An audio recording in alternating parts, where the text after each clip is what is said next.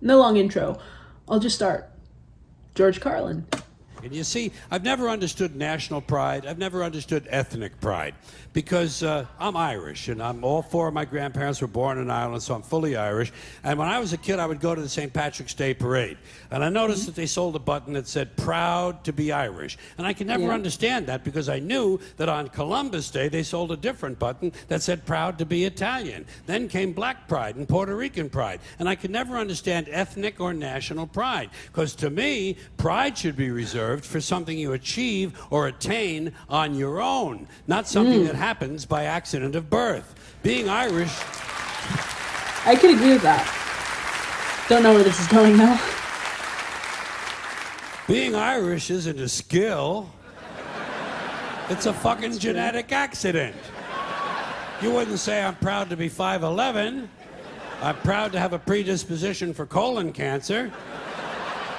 So why the fuck would you be proud to be Irish or proud to be Italian or American or anything? If you're happy with it, that's fine. Do that. Put that on your car. Happy to be an American. Be happy. Don't be proud. Too much pride as it is. Pride goeth before a fall. Never forget Proverbs, okay?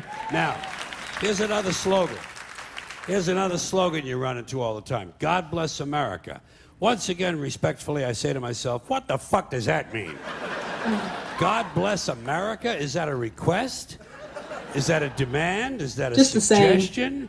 Politicians say it at the end of every speech, as if it were some sort of verbal tic that they can't get rid of. God bless you and God bless America. God bless you and God bless America. I guess they figure if they leave it out, someone's going to think they're bad Americans. Let me tell you a little secret about God, folks. Probably. God does not give a flying fuck about America, okay? He doesn't care. He never cared about this country. He never has, he never will. He doesn't care about this country any more than he cares about Mongolia, Transylvania, Pittsburgh, the Suez Canal, or the North Pole. He simply doesn't care, okay? He doesn't care. Listen, hey, there are 200 countries in the world now. Do these people honestly think that God is sitting around picking out his favorites?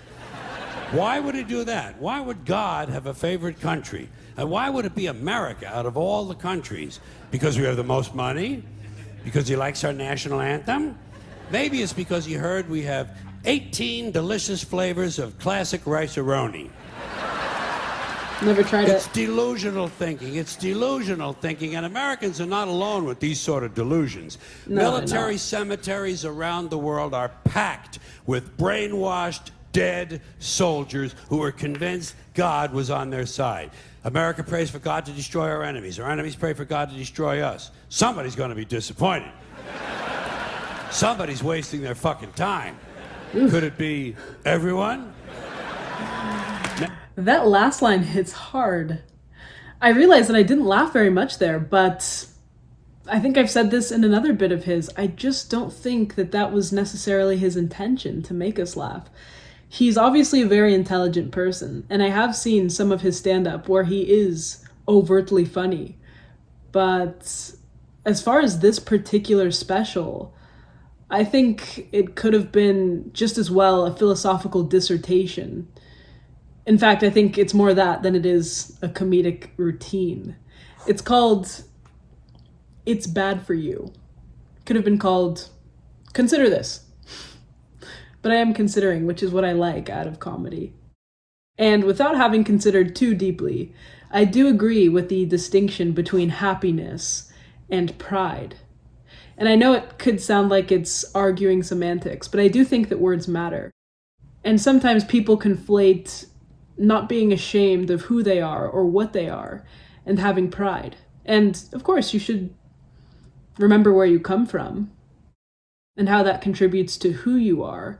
But like him, I think that pride primarily is having satisfaction in your own achievements. On the other hand, I do see how you could be grateful to the people that built up the country that you live in, or to the culture that you have. But you don't get to choose to who you're born or where. Well, that is, unless you believe in luck or destiny or fate, which leads to another conversation. But something I do think about is that blind nationalism is sometimes preyed upon by politicians. Also, in 2022, you're allowed to be openly proud about being part of some groups, but you can't be proud of being part of others. So I wonder if we substitute that word pride or proud for happiness, would it be accepted differently? What I like about watching George Carlin, though, is he leaves you with those types of questions.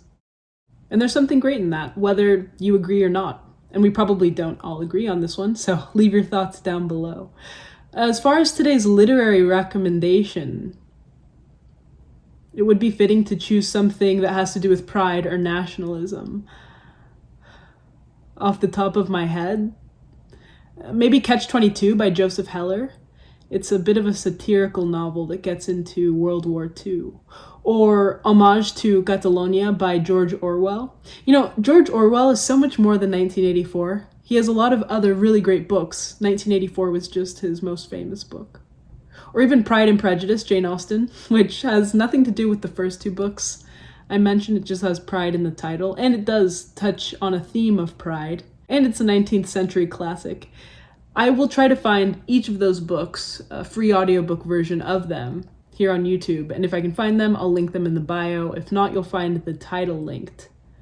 But if you can think of a better example, a book that touches on pride, nationalism, or patriotism, please leave me the title down below. I'll check it out.